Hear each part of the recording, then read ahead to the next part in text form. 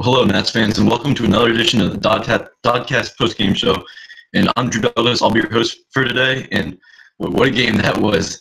Nats jumped up early, 5-0 in the top of the first. Steven Strasburg came up for his first plate appearance of the day before he even threw a single pitch. And the Nationals went on to win the game 6-1. So the Nationals completed the 4-game series sweep of the Cincinnati Reds in the first series of the second half. And what a series that was from all perspectives of the game. It had great offense, great pitching, especially from the starting rotation. Great bullpen for the most part. It had a little bit of a meltdown in the game the other night where they gave up 7 runs. But other than that, this was a great series for the Nationals. So we'll get into the lines a little bit today. And really what worked so well for the Nationals today was that first inning where they put up 5 runs off of Scott Feldman. And coming into the series, I thought Feldman would be the toughest of all the Reds starting pitchers that we were going to be facing. And really, he just did not have it today. He's been pretty reliable this year, although he's not spectacular. He'll go out there every 5th day, give you 5-6 innings, a couple runs, put you in a good position to win. And today was just not his day. Today, every single Nationals position player except for Daniel Murphy and Matt Wieters recorded a hit, but Matt Wieters still was able to record an RBI, so he made himself productive. So get into the lines a little bit. Brian Goodwin out of the leadoff slot, he went 2 for 5 with 2 runs scored and an RBI, so he's really continued his he's continued to be a great leadoff hitter at the top of the lineup if Michael Taylor or Trey Turner is healthy. And coming into the year, he started in AAA. We didn't really know how much, if at all, we'd see him in majors. And he's come up due to various injuries, and he's taken advantage of his opportunity. He's played very well. I've really enjoyed seeing him play. Stephen Drew, also filling in for injury. He went 1 for 5 with a run scored. Bryce Harper stayed hot with another multi-hit game. He went 2 for 4 with 3 RBIs and another run scored. And yet another home run in the first inning. That was really the big shot in the first. Ryan Zimmerman, he's starting to get hot a little bit. He started out hot. He's struggled a little bit, but after the break, I think the break would be great for him. Give him a little rest. He hasn't really played this many games in a couple of years. He went 3 for 5 today with a run and an RBI.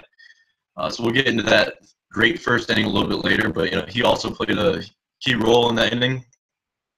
Anthony Rendon stayed hot today. He was named the National League Player of the Weekend. It wasn't really much this week because of the All-Star break, but he went 1 for 2. He stayed hot.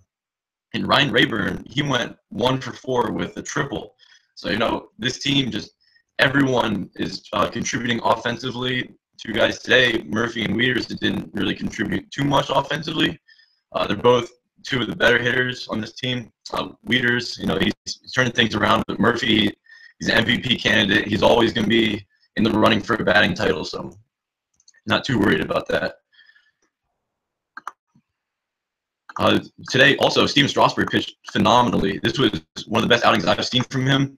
He was able to go 7 innings, only allowed 4 hits and 1 run, which was on the Eugenio Suarez home run. So then he also struck out 11 and only allowed 1 walk. So, the Nats starting pitchers, they've been phenomenal this year. Between Strasburg and Scherzer, it seems like every single time they're running out there, they're striking out 10, only giving up a run or 2, sometimes even throwing shutouts. It's been a lot of fun to watch Scherzer and Strasburg at the top of this outstanding Nationals rotation. So I'm going to check the chat a little bit. All right, there's nothing in the chat so far. It's an afternoon game. I know a lot of people are working and busy today on Monday afternoon. And then a little bit from the Reds. Jose Peraza went 1 for 4, but there's not too much. They only were able to get 4 hits in this game. But Jose Peraza went 1 for 4. Joey Votto went 1 for 4. He's one of the better hitters in the league. Let's see, Eugenio Suarez, he went 1 for 3 with that home run, like I mentioned, and Scott Schebel, he went 1 for 3 as well. So, but yeah, the story today was really the outstanding first inning from the Nationals. So we'll get into that a little bit. Brian Goodwin led off with a double. Like I said, he's been outstanding. It seems like every game he's leading off with a hit and just really getting the offense going from the very first pitch of the game. So he's been a great table setter in Trey Turner's absence. I've been very impressed with him this year. It'll be interesting to see once Jason Worth comes back, once Michael Taylor comes back, if maybe Goodwin and Worth platoon a little bit to give Worth some off days because, he's 38 now. maybe a couple extra off days would help him out. And with as well as Brian Goodwin has been playing, as many at bats as Dusty can get him, I think that would be fantastic to keep giving him somewhat regular playing time. Because, like we saw with Wilmer Difo earlier this year, if you're not playing every day, sometimes it can be tough to keep producing. So it'll be interesting to keep an eye on that once some of these outfielders start returning from their injuries. But yeah, Goodwin doubled to lead off the game. Stephen Drew singled to advance Goodwin to third. And then the big boys start coming to the plate. Bryce Harper hit his 3-run home run to put the Nats on the board.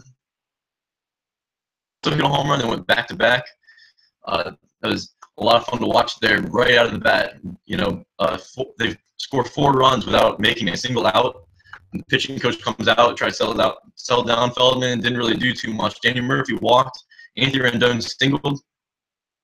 And then I thought this is a little bit of a under-the-radar play, but I thought this was one of the key plays of this game, and is a fantastic heads-up player from a fantastic heads-up player.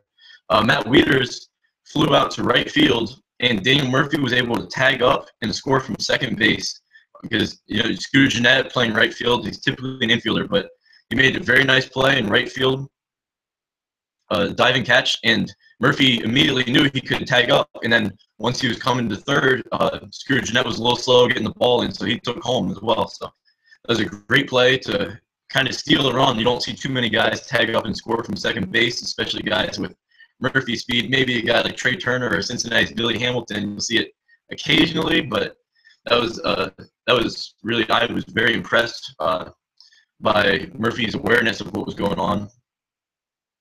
And then, so the Nationals finally made their first out while scoring their 5th run of the inning, and flew out, and Steven Strasburg popped out. So the bottom of the order didn't do too much in the first inning, but if you put up 5, you're not really gonna complain about that. So,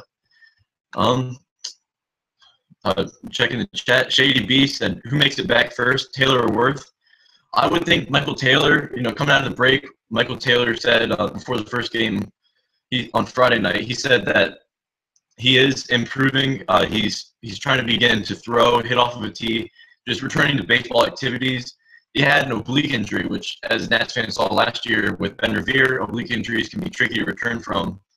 But I think Taylor will probably be back within the next week or so, would be my guess. And Jason Worth, before the break, they were saying hopefully he would be back maybe this weekend in Arizona or in the coming week or so. But after the break, unfortunately, the Nats announced that he's not progressing as they had hoped, and so they really don't know when he'll be back. But the good thing is, in the meantime, you got guys like Brian Goodwin, Ryan Rayburn, Chris Heisey. Everyone's playing pretty well in their absence. So while you're always going to miss a nice veteran presence like Jason Worth, he's got to put up great at-bats in the 2-hole. He provides a lot of experience for the younger players. So you definitely do miss him, but the guys that are filling in have done an excellent job, and they've made the Nats feel Worth's absence a little less. So, it's good that the Nationals have been able to build up all this depth, and have still been able to play well while so many of their stars have been injured. And then also today, the bullpen, after receiving a few reinforcements last night, they're gonna. Sean Doolittle and Ryan Madsen have been acquired by the Nationals. They're going to meet the team tomorrow, so they weren't there to help out today. But the bullpen has pitched very, very well throughout this series, other than that one game. Joe Blanton pitched today. It was his 2nd game in a row pitching. So he pitched back-to-back days. He went 1 inning and didn't allow a hit. He walked 1 guy, but he worked around the walk through a scoreless inning. And now his last 9 appearances have been scoreless. So he's pitched very well recently after getting off to a slow start. He's starting to resemble the pitcher that the Nationals thought they were signing when they signed him late in the offseason. He was great last year as a setup man for the Los Angeles Dodgers, and now he's finally starting to pitch well. So if he can continue to pitch well, it's going to be huge for the Nats throughout the second half and into the postseason. As many solid arms as they can have in that bullpen, the better. So, and then Matt Grace, he's pitched very well recently. He got his first 2 MLB saves this series, and he came in today for the 9th. It wasn't a save situation, but he threw a perfect 9th inning with 1 strikeout. So he's pitched very well recently. I've been very impressed with him. More options with guys like Oliver Perez, sometimes struggling, Andy Romero, he's pitched well, but he's been used a lot. So the more lefties they have, you can give guys like Romero days off. Maybe Perez with some more days off could be a little more effective. So Matt Grace's resurgence has been fantastic for this team. Like I said, the more you can never have too many arms. So if they got a lot of reliable arms out there in the bullpen, it's fantastic.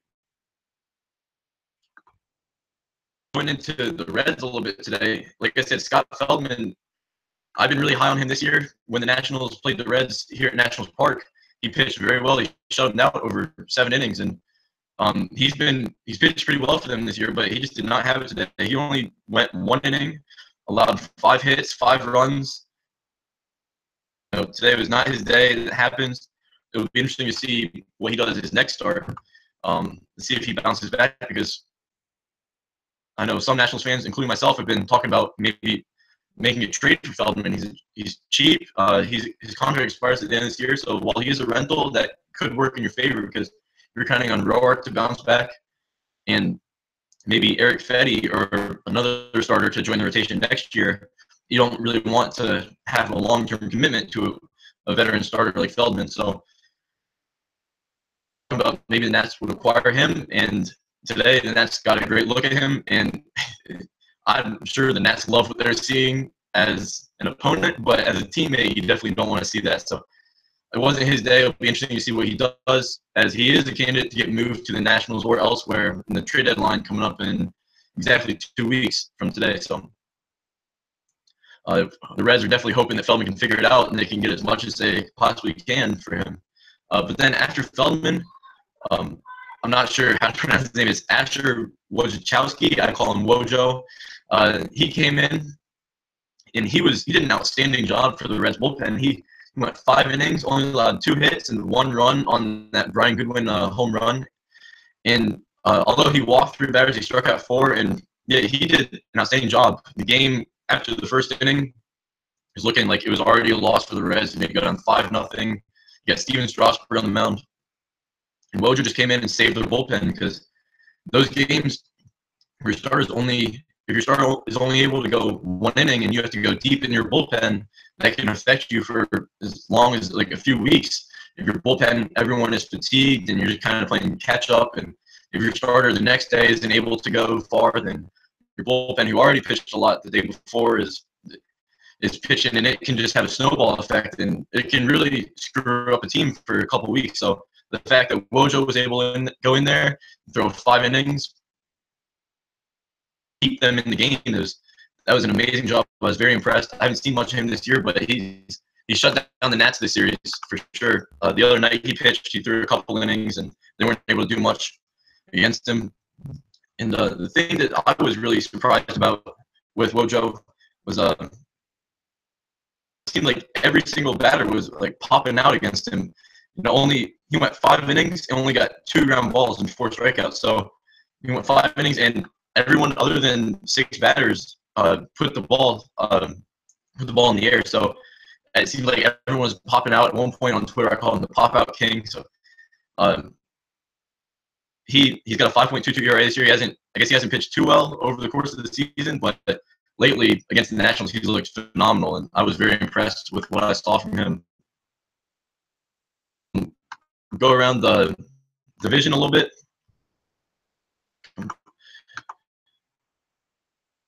Well, the other team in the DC area, the Baltimore Orioles, they're playing the Rangers tonight. It'll be Chris Tillman pitching for the Orioles against Andrew Cashner with the Rangers. And keep in mind, the Nationals had a 12:30 start today, and they're the only afternoon game, so there's no games even in progress yet. Marlins tonight, this big NL East game. Jared Eichhoff will be pitching for Philadelphia, and Tom Kohler from Miami. The Mets will be playing St. Louis as they attempt to turn the second half around and maybe get into the wild card race with Colorado and Arizona struggling. Mets are currently 7 games under 500, but if they could get hot, and I read today that a bunch of their injured players, such as Noah Syndergaard, Neil Walker, Matt Harvey, guys are starting to return. The Mets can get hot and get back into the wild card race. They're playing St. Louis, like I said, tonight. It'll be Zach Wheeler against Adam Wainwright. And then the Braves are playing the Cubs. It's John Lester pitching for Chicago and Julio Teheran pitching for Atlanta. And right now in the wild card standings, Atlanta is only half a game behind Chicago, so into third place in the wild card race. And not many people expected them to do much this year, but they've played well while opening up their new stadium. And I think against the Cubs, that's a great test for them to see if they are a serious contender this year. Tonight they got Julio Teheran pitching, who's pitched very well in the past, but the new park, SunTrust Park, is a very hitter-friendly park. It's almost been two different pitchers for Julio Teheran this year. At SunTrust, he gives up a lot of homers. He struggled. Like I said, it's a hitter's park. It's almost like pitching in Coors Field. But then on the road, as Nationals fans saw last Saturday in that 13-0 game, he's outstanding. He's the same old Julio Teheran. So that he's pitching at SunTrust. I'm sure the Braves would rather see him be pitching on the road tonight. But anytime you get your ace on the mound, you're not going to complain too much. So it'll be interesting to see if he can start adjusting to his new home park. Because between Julio Teheran and the park, you think Julio Teheran is definitely going to be leaving sooner. So he's got to adjust to that park. The park isn't going to.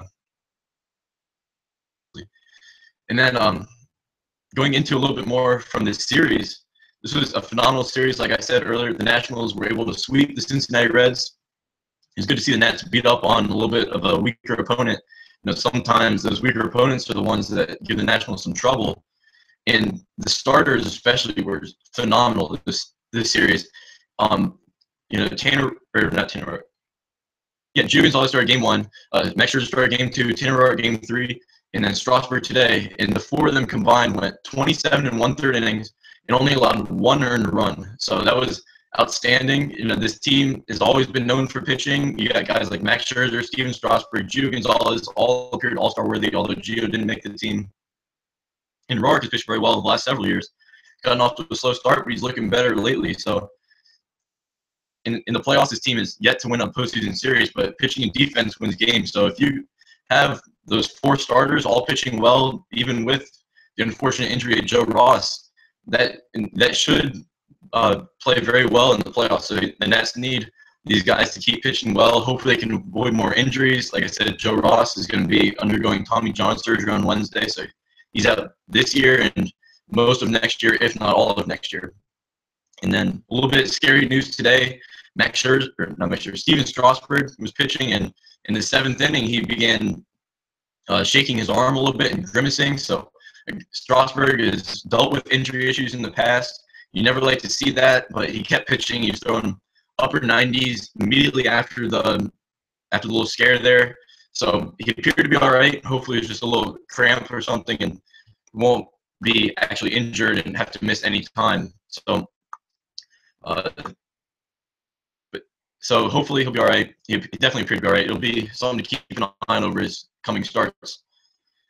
And then the Nets made a roster move today, recalling Jacob Turner, who was recently DFA'd. And because he was DFA'd, he was effectively taken off of the 40-man roster. And so in order to get him back on the 40-man roster, the Nationals moved reliever Coda Glover to the 60-man DL, or 60-day DL. So might be a little bit concerning to some fans. Glover doesn't really appear to be close to returning. He just went down to West Palm Beach, Florida to start rehabbing. And he's already been on the disabled list 37 days. So he's got another 23 that in order to fill the 60-day stint. So he's probably going to miss that time anyways. There wasn't a significant setback that the Nationals have announced or that anybody's reported. So I wouldn't worry too much about Glover being moved from the 10-day DL to the 60-day DL. And hopefully he's able to rehab and no setbacks throughout his rehab and come back and pitch dominantly like he was before the injury. So if he could come back and be a key member of that bullpen down the stretch into the postseason, that'd be huge for the Nationals. Because before the injury, he was closing games and he was pitching lights out. So he's got a bright future. He's just got to stay on the field. He's dealt with some injury issues. If he's able to stay on the field, that's huge for the Nationals bullpen, which has struggled quite a bit this year. And so with Jacob Turner getting called up, he also filled Blake Trinan's roster spot. And Trinan was traded to Oakland yesterday. So now Nationals have a full 25-man roster. And they don't have a starter for tomorrow, who Although the Nationals haven't officially announced it, it's widely believed to be Edwin Jackson, who's currently pitching in AAA Syracuse. And Sean Doolittle and Ryan Madsen will be meeting the team tomorrow in LA against the Angels. So the Nationals have 3 players who will be needed tomorrow who aren't on the team. You'd think maybe you think Trevor Gott and Austin Adams, who just came up for this series, didn't pitch too well. Austin Adams made his MLB debut the other day. He struggled. He didn't record an out. And Trevor Gott pitched the other day in that same game. Didn't record an out. Allowed 5 runs. Well, he pitched again yesterday. Pitched much better. But he's got a lot of potential. I'm not sure he's quite big league ready right now, as we've seen with his struggles during his time with the big league team. So maybe Austin Adams, Trevor Gott, and Jacob Turner, who just got called up today, maybe he goes back down to AAA in order to make room for Edwin Jackson, Sean Doolittle, and Ryan Madsen. So that'll be interesting to see. There will definitely be at least a couple of roster moves tomorrow. I wouldn't be surprised to see 3 roster moves, meaning Edwin Jackson will be the starter. And then a couple of things after looking at some stats on Ryan Madsen and Sean Doolittle that I wanted to point out that we didn't get to yesterday. Sean Doolittle this year has faced 23 lefties, and he has not allowed a single hit and struck out 12. So he had his ERA was in the low 3s, so he's definitely capable of retiring any hitter, but especially lefties.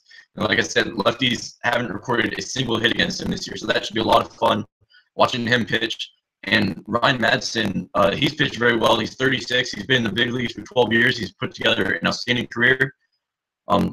He was Jason Worth's teammate back in Philadelphia. He was on that 2008 Phillies team with Jason Worth and Joe Blanton. So we got a 3rd member of that team.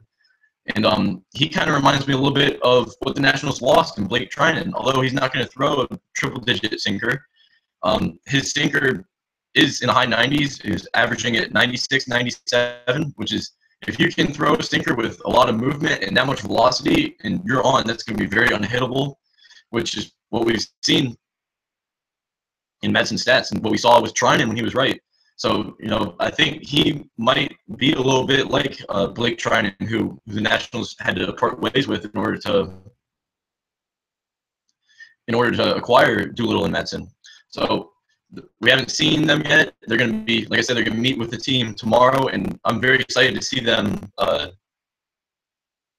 pitch for the Nationals. And last year, the Nationals were able to acquire a lights-out closer in Mark Melanson, although he was just a rental. And that's part of what makes Doolittle and Madsen so valuable, is that they're not rentals. Madsen is under contract for this year and next year, and Doolittle is under team control through 2020. He's got team options in 2019 and 2020. So I thought Rizzo did an outstanding job of acquiring 2 lights-out relievers without giving up any of your top prospects. Jesus Luzardo and Sheldon Noisy, they're both outstanding prospects, but they're a few years away from making any kind of impact at the big league level, and the Nationals are a team who is really in the running to win now. So it was a good trade from both sides. And then some more trade news or speculation. Today, John Morosi reported that the Nationals, although they acquired 2 impact relievers yesterday, are still interested in Detroit's Justin Wilson, who's capable of closing, or he would most likely fill a late inning role of some sort. So they're interested in him, and they're looking to acquire a reliever and or another starter. So the starter, I'm sure that's insurance for if Tanner Roark isn't able to continue to pitch well, or if Edwin Jackson comes up and struggles, because Eric Fetty isn't quite ready to come up. And so right now, looking like Edwin Jackson and Jacob Turner are your 2 starting options to fill Ross's spot. And Turner, although he pitched well at times for the Nationals, started to struggle a lot, went down to Syracuse. He walked 7 batters in his last 2 starts. He's 7 batters in his last 2 starts in Syracuse. So you don't really know what you're getting from him. And Edwin Jackson, although he pitched well in Syracuse, just earlier this year struggled a lot in Baltimore. So you don't know what you're getting with him. So if they're not able to pitch well, the Nats may be forced to go out and get a starter. Judo Joker says, as much as we needed a solid reliever, I think the best addition to the Nats with this recent trade is the addition of I ran on Twitter. She's Doolittle's fiance, by the way. Yeah, absolutely. Sean Doolittle, one of the main things that he did in Oakland is, in addition to his outstanding on-field performance, he and his fiance are outstanding members of the community. And Doolittle, in the past, he's done a lot for veterans. He's hosted Syrian refugees, and he and his fiance, they're great people. So they're going to add a lot to Doolittle. Added a lot, not only to the Nationals, but also to the Washington D.C. communities. Mike Rizzo, he's always liked to go out and get guys who are not only going to perform on field, but be good teammates, be good people outside of baseball. And Sean Doolittle was under team control for a few years, and I think Nats fans will really get to know him over the coming months and get to love him really quick. So yeah, it's an excellent point, Judo, about how Doolittle and his fiance should fit right in with the Nationals community and do a lot of great work just in the DC area. So it should be fun to both watch Doolittle pitch on the field, but also see the kind of impact he makes off the field. Because some of these players, you don't really see them do a whole lot for the community. They're so blessed with all kinds of money and fame and everything, but you don't see them do a whole lot to help. And yeah, Doolittle is one of the great players who will go out off the field and make an impact in the community and help the less fortunate. So it's an excellent point. Look around the minor leagues, there's nothing, just kind of like with the big leagues. With today, the Nats playing 12:30, everything is tonight. So if you want, you can go check out the minor league games tonight with no Nationals to watch. You can follow, see what's going on down on the farm. There's a lot of great stuff going on. Maybe some of these prospects, this is your last chance to see them before maybe they're used as trade chips to go and acquire another reliever, another starter, as John Morosi mentioned today. So check the chat one last time. So yeah, that's about it for today. It was a great game, 6-1. The Nationals will be flying to Los Angeles to play the Angels. They have a 2-game series there, and then the Angels come here for 2 games. And to keep an eye on, I know a lot of people will be paying attention to Bryce Harper against Mike Trout in this Angel series, which I can't blame you for that. They're 2 of the game's brightest young stars. But although Harper, I think, will be receiving a day off, I believe a couple days ago, Dusty Baker said that Harper will indeed be getting a day off in Los Angeles, which I'm sure a lot of the media won't be too happy about,